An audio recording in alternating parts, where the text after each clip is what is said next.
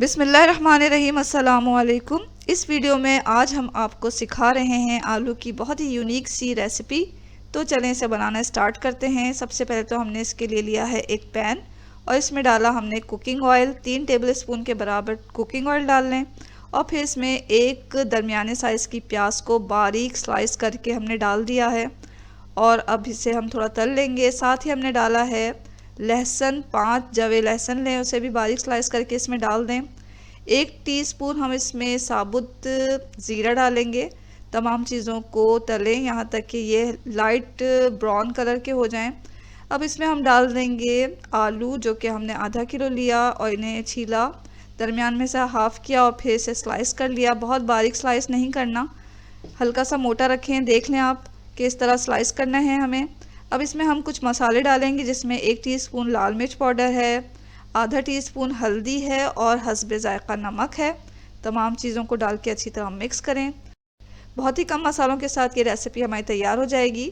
कुछ देर से अच्छी तरह मिक्स कर लें, चला लें और फिर इसमें 2 मीडियम साइज़ के टमाटर लेकर बारीक काट के इसे डाल दें। टमाटर को अच्छी तरह मिक्स करें आलू के साथ। अब इसे मीडियम फ्लेम पर हमें ढक के पकाना है। ढक के पकाएं मीडियम टू लो फ्लेम पर तकरीबन 10 मिनट। 10 मिनट में हमारे जो है ये आलू हैं थोड़े गल गए हैं, टमाटर का पानी भी निकला है और इसमें पानी बिल्कुल नहीं डलेगा, टमाटर के पानी में ही आलू गलेंगे।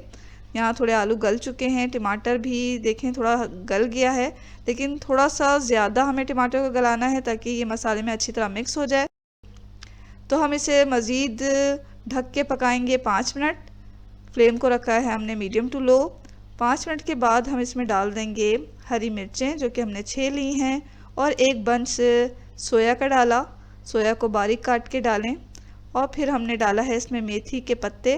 ये हमने 2-3 छोटे बंचेस ले लिए थे और उन्हें साफ़ करके काट कर इसमें डाल दिया है। इससे जो आलू का टेस्ट है बहुत ही मज़ेदार हो जाता है।